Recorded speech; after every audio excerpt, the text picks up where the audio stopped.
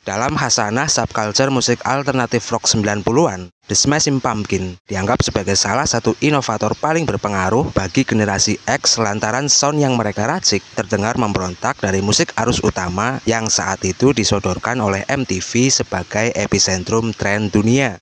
Smashing Pumpkins muncul dan berani menyuguhkan nada yang variatif rasanya sekaligus kaya akan lapisan, memadukan nuansa muram dan melankolis dari gothic rock, grunge, dan shoegaze dengan melodi eksperimental yang memantik lamunan ala psychedelic dan dream pop, serta sedikit banyak juga menyisipkan elemen futuristik elektronika dan keagresifan heavy metal. Mari menelisik lebih mendetail kiprah Smashing Pumpkins dalam sejarah skena.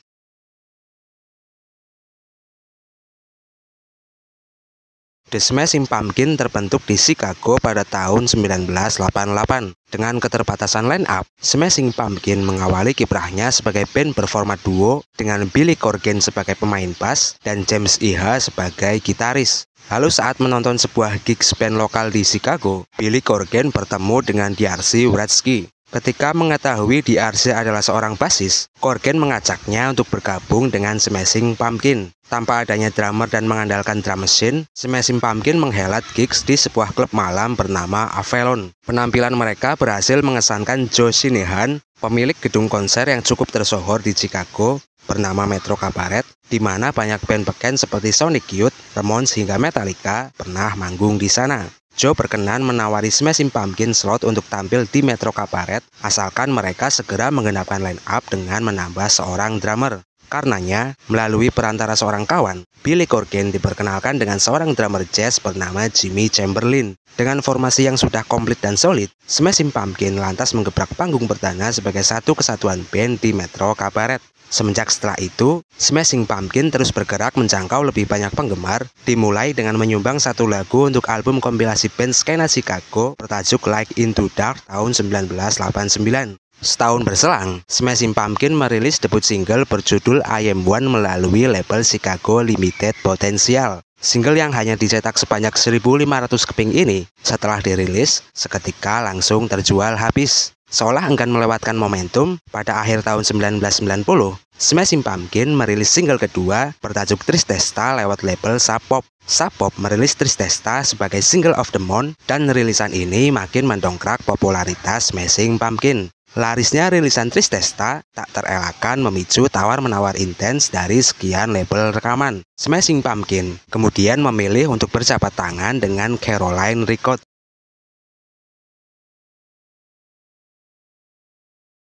Dengan budget sebesar $20.000, The Smashing Pumpkins memulai penggarapan debut album pada Desember 1990. Album ini digarap di Smart Studio di bawah arahan calon produser handal di masa depan bernama Butch Vig. Sesi rekaman tersebut tuntas digarap pada Maret 1991, menghasilkan 10 track yang kemudian dikemas sebagai album bertajuk Jizz dan dirilis pada Mei 1991. Album Jizz berupaya menemukan titik keseimbangan antara riff-riff klasik rock ala Black Sabbath atau Led Zeppelin dengan nuansa sensualitas yang anggun ala pengusung alternatif seperti The Cure atau My Bloody Valentine. Salah satu lagu paling menonjol yang menjadi perwujudan sempurna dari eksperimen sound yang diinginkan Smashing Pumpkins adalah lagu berjudul Rhinoceros. Konon, saat menggubah lagu Rhinoceros, Billy Corgan sekalian tenggelam menjajal LSD demi dapetin sensasi psikedelik. Lagu Rhinoceros memiliki atmosfer yang melankolis dengan lirik bernuansa introspektif yang menggambarkan perasaan terisolasi. She knows when I go, I'll go. Lewat lagu itu, kami bisa menjadi indah menawan sekaligus psikedelik, kemudian seketika beralih suguhkan lead gitar yang heavy, ungkap Billy Corgan. Secara komersial, album Jizz tidak meledak dengan sebegitunya karena di awal perilisan hanya terjual 100.000 keping. Tetapi, album Jizz banyak menuai pujian dari berbagai kritikus musik. Majalah Rolling Stone menyebut album ini sebagai debut yang ambisius, menyuguhkan kekacauan mengagumkan yang dipertimbangkan dengan cermat. Sementara AllMusic memuji Jizz sebagai pendahulu penting dari ledakan gelombang alternatif di masa depan.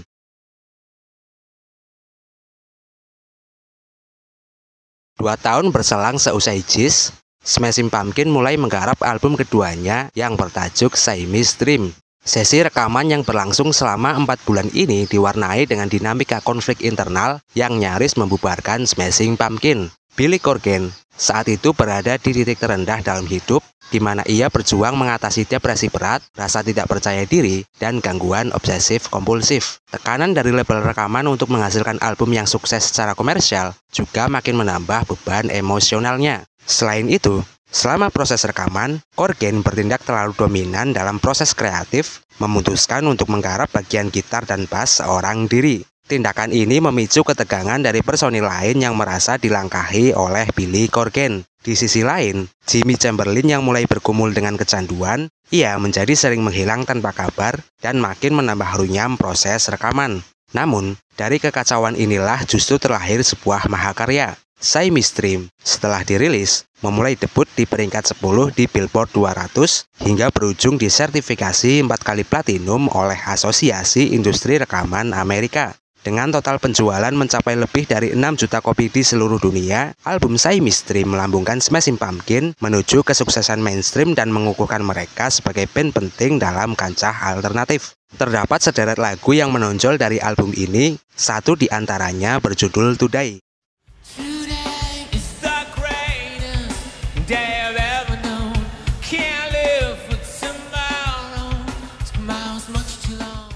Lagu yang bernuansa ceria ini sebetulnya lahir dari keputusasaan yang dirasakan oleh Billy Corgan. Liriknya mencerminkan keinginan untuk melarikan diri dari rasa sakit dan tekanan hidup dengan cara merenggut nyawa sendiri.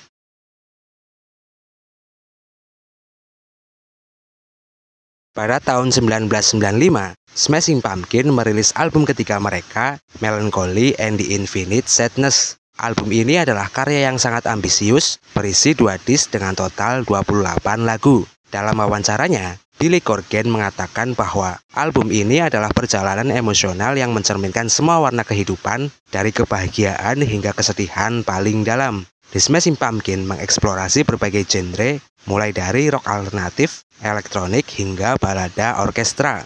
Lagu-lagu seperti 1979, Tonight Tonight, dan Bullet with Butterfly Wing dengan cepat menjelma menjadi langgam ikonik bagi generasi X. 1979 dengan nuansa dreamy dan melodi yang melankolis.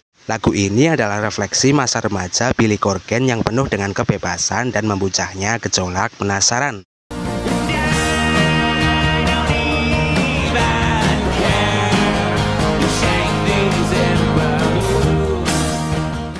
Sementara itu, Tonight Tonight adalah sebuah epik yang menggabungkan orkestra dengan rock, dengan lirik yang mengangkat tema kebangkitan dan keberanian untuk melawan rintangan hidup.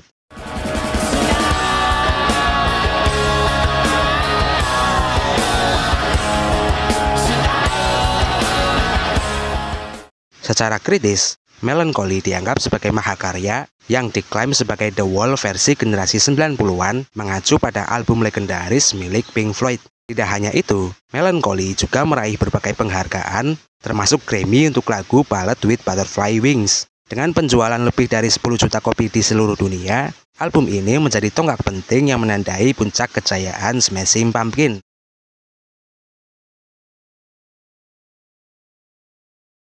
Pada tahun 1996, Smashing Pumpkin melawat tur panjang berkeliling dunia dalam rangka promosi album Melancholy and the Infinite Sadness. Dan selama tur berlangsung, ada satu insiden yang menjadi titik awal kejatuhan The Smashing Pumpkin. 11 Juli 1996, keyboardis tur Smashing Pumpkin bernama Jonathan Melvoin dan drummer Jimmy Chamberlin mengalami overdosis di sebuah kamar hotel di New York City. Melvoin kemudian meninggal dunia, sedangkan Jimmy ditangkap polisi karena kepemilikan substan. Buntut dari insiden tersebut, Smashing Pumpkin mendepak Jimmy, lantas dibarengi pernyataan resmi mengklaim bahwa selama 9 tahun, Smashing Pumpkin telah berjuang melawan penyakit berbahaya Jimmy, yaitu kecanduan. Penyakit ini telah menghancurkan semua yang Smashing Pumpkin miliki dan perjuangkan. Setelah pemecatan Jimmy, Smashing Pumpkin menyewa drummer adisional bernama Matt Walker dan keyboardis bernama Dennis Flamien untuk menuntaskan sisa tur mereka. Sekalipun demikian, belakangan Corgan mengaku bahwa ia menyesali keputusan band yang saat itu tetap melanjutkan tur. Bagi Billy Corgan, itu adalah keputusan terburuk yang secara nyata berdampak menistakan reputasi Smashing Pumpkin.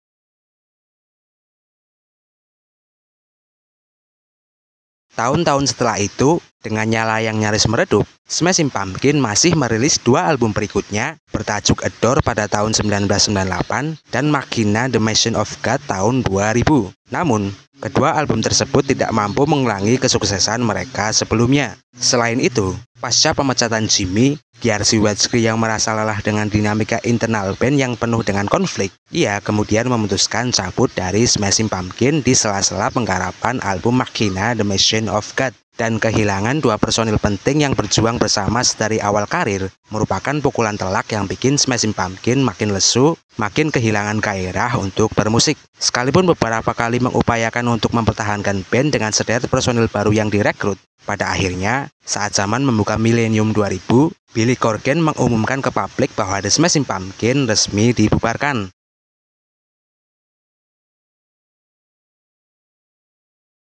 Smashing Pumpkins menutup lembar kisah mereka dengan mementaskan konser perpisahan di tempat yang sama seperti saat mereka mengawali kiprahnya, yakni di panggung Metro Cabaret. Dalam konser tersebut, Smashing Pumpkins mencapai klimaks akhiran dengan tampil prima selama 4,5 jam, membawakan 35 lagu terbaik yang pernah mereka riliskan. Pasca konser tersebut, Smashing Pumpkins resmi purna untuk kemudian dicatat oleh sejarah sebagai salah satu band paling berpengaruh dalam subculture musik alternatif. Mereka kemudian comeback di tahun 2006, reunian formasi asli di tahun 2018, tetapi itu kisah berbeda di era dan rasa yang tak lagi sama. Sebagai penutup, kalau nggak keberatan, coba tulis di kolom komentar lagu Smashing Pumpkins mana yang menjadi favoritmu. Sekian dan terima kasih.